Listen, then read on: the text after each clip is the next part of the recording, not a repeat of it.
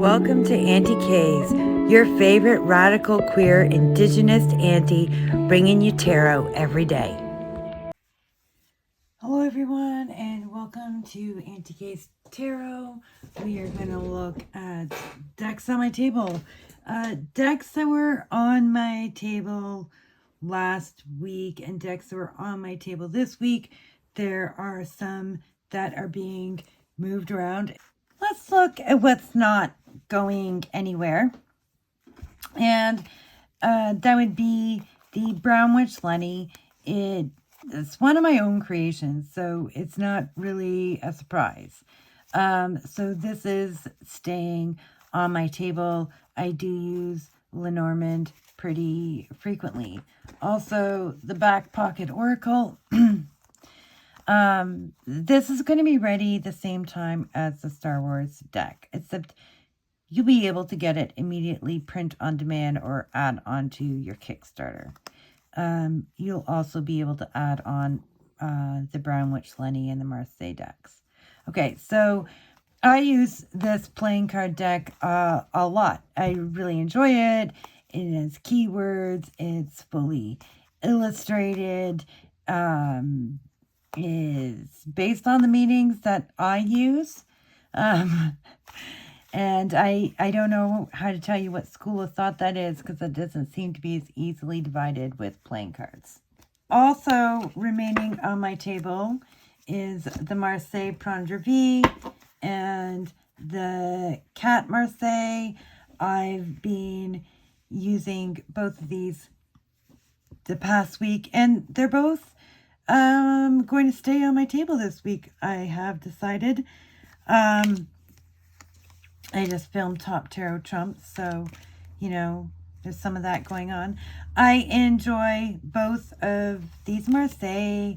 I needed a bit of whimsy and the color, and so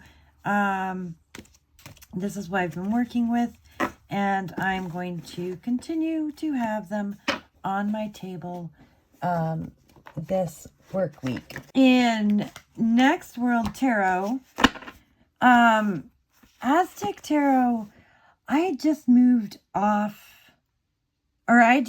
this on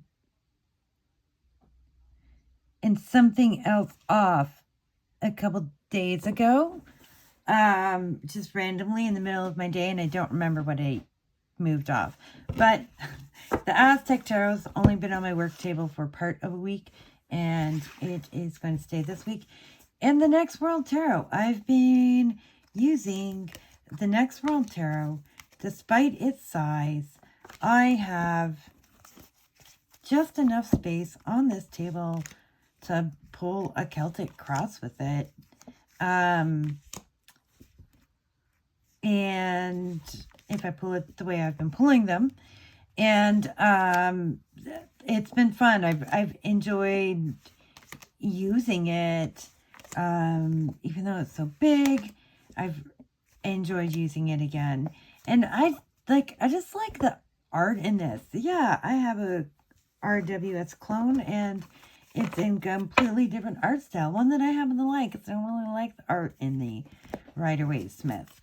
So these are on my table and staying on my table.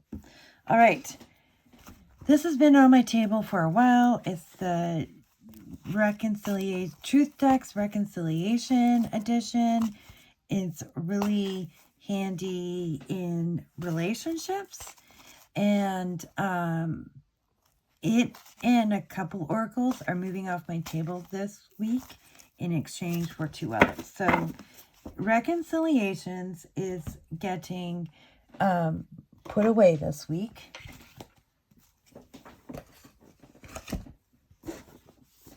The Art Oracles. This deck's been fun.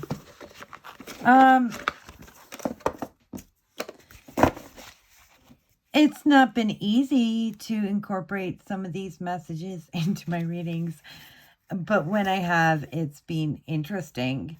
And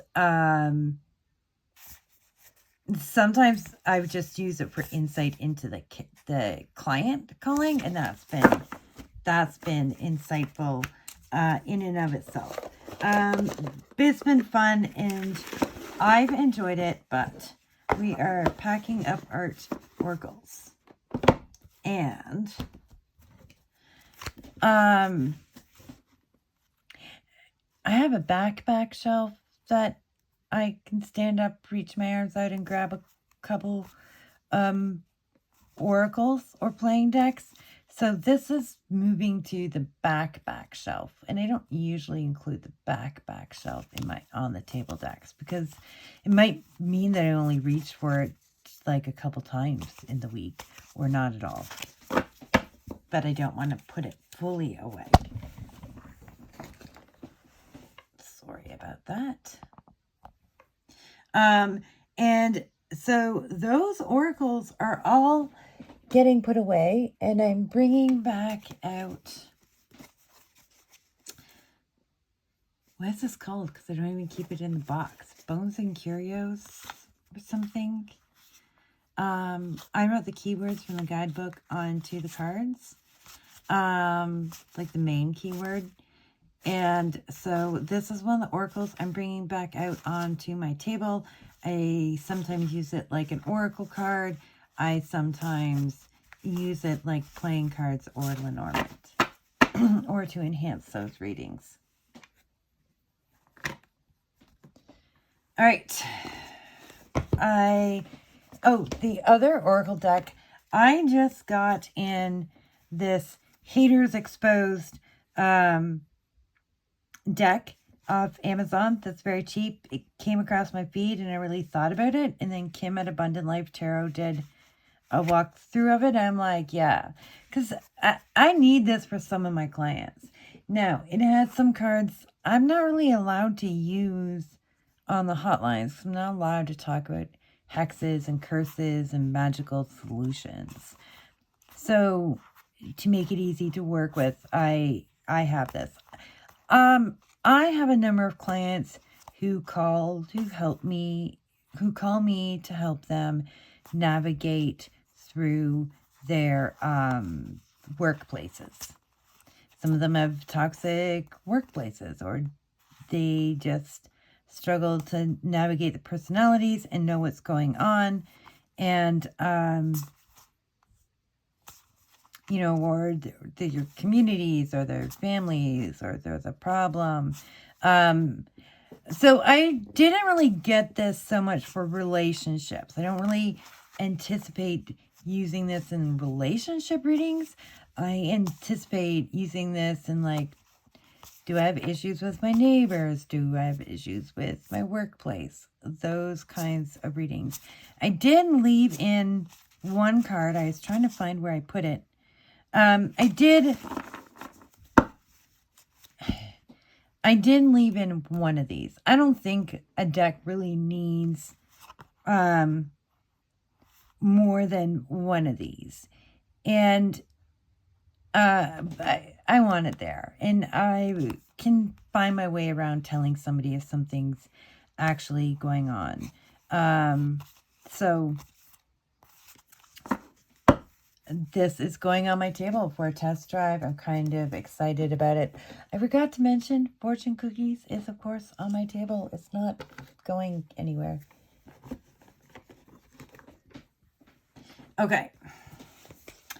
Rana George is coming off the table, and Grandma Baby's Apothecaries Black and Gold Lenormand is coming on the table.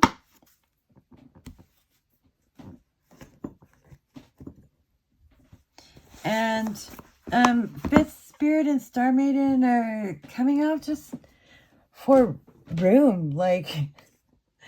I don't know. It's been crowded up on my shelves for the last little bit, having a bunch of